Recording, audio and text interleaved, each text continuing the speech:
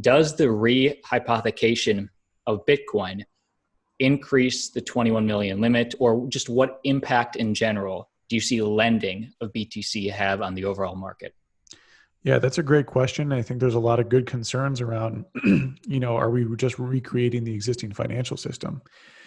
What's cool about Bitcoin is that inevitably all these coins are on layer one and they're controlled by someone. Someone's got the private key to those coins, and no more than 21 million Bitcoin can ever be created. And that is perfectly auditable by anyone with a computer. You can run a Bitcoin full node and check it yourself. That's huge. That changes everything. Lending and borrowing was always going to exist with Bitcoin. Hal Finney even hypothesized the idea of Bitcoin banks all the way back in like 2010.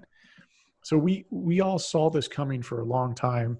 The financialization of Bitcoin is not a bad thing because we have not compromised any of the base principles of the Bitcoin core ethos of the Bitcoin community, preserving the 21 million hard cap, preserving immutability to where like there's no censored transactions, et cetera. So I think Bitcoin's principles have never been more solid, and that's what drives value in Bitcoin. Now, there's layers of companies that operate on top of the Bitcoin protocol that introduce risk. So you've got companies like not risk to Bitcoin, but risk that introduce risk and you're compensated for that risk, like BlockFi, Genesis, or Ledger. Those are three companies that I personally use. I only recommend them because I have my own money there. And let's put it this way, like I do have affiliate fee revenue, but the revenue is a whole lot less than the amount of money I have there. So if anything happens, I lose money alongside with everyone else. I have no special arrangements. That was the only ethical way that I could feel responsible in recommending these. I could feel ethically responsible in recommending these services. These are services that let you like lend your Bitcoin out. I don't think that doesn't create any more Bitcoin in the base layer. That does take existing Bitcoin and then lends them out to folks and creates a borrow rate for Bitcoin. So how much are people willing to pay to borrow your coin for a certain period of time? I think at first Bitcoiners are very skeptical of anything financialization related. We're against the big banks, right? Like this is a traditional banking sort of activity, and it's also risk. Holding Bitcoin is a risk-free rate. It's a great way to reduce risk. Just hold Bitcoin. You don't have to trust anyone else. When you lend it, you're taking on incremental risk. The reason why I do it is I never want to sell a Bitcoin if I don't have to. It'd be awesome to like never sell. If I manage my risk properly, I could just live off the interest on X amount of coin. Again, you'd never want to risk like your whole stack. You'd never want to risk an amount that would, to where you'd feel very depressed. Only risk what you're willing to lose.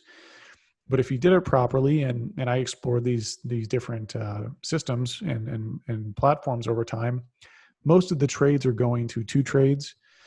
They're borrowing Bitcoin, and they're using it to trade the cash and carry trade on Bitcoin futures, where Bitcoin futures trades higher than spot, and you can capture the premium there.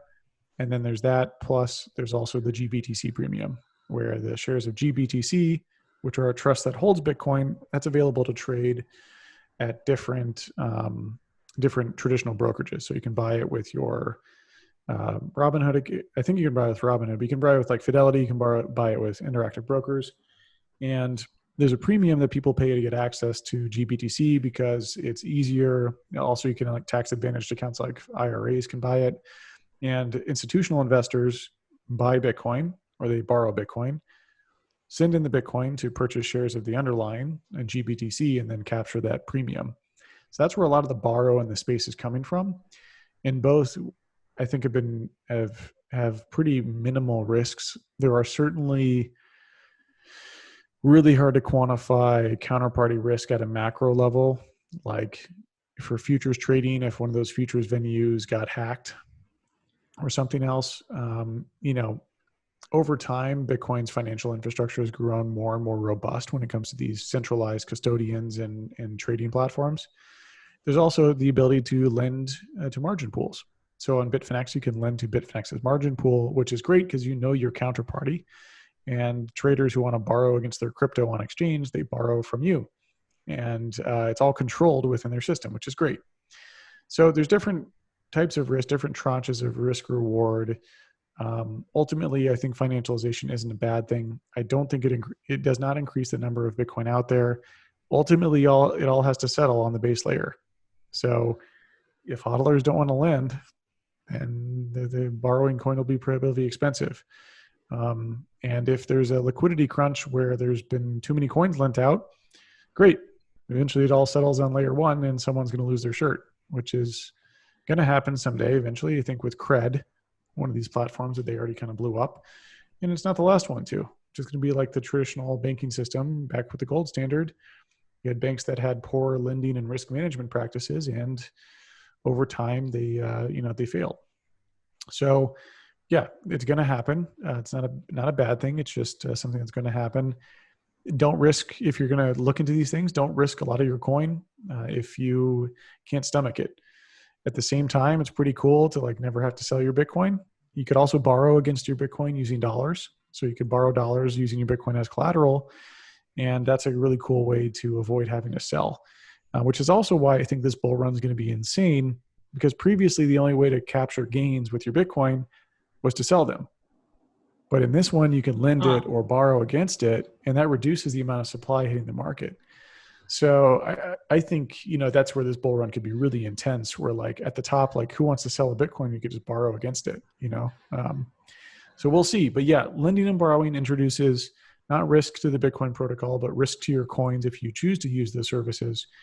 There is value behind using the service. That's why you're compensated to lend your coin out. Or, when you borrow against your Bitcoin as collateral, that certainly has risk too with the custodial risk.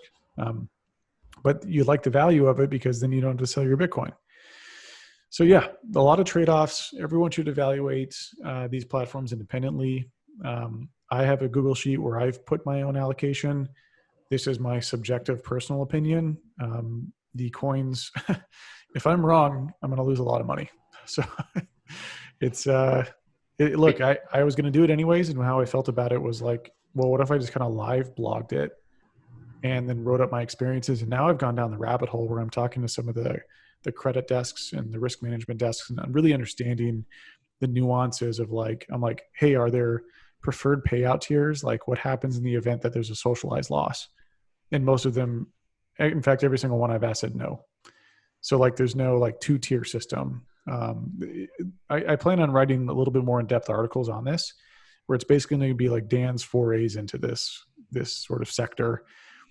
We'll see if it helps at all. Maybe I get blinded by a big default by someone and I never understood my risk properly.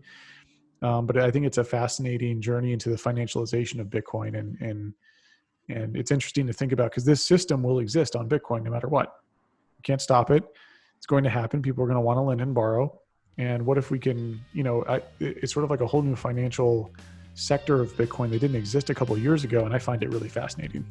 All right. That was some great perspective. I like it. Hey, if you want to watch the full interview, check the description below, link and details how to do that. And make sure you subscribe to our channel. We drop a video every day, daily coverage, everything there is to know involving Bitcoin and cryptocurrency. We'll keep you informed. We're dropping another video tomorrow, so subscribe to the channel and I'll see you then.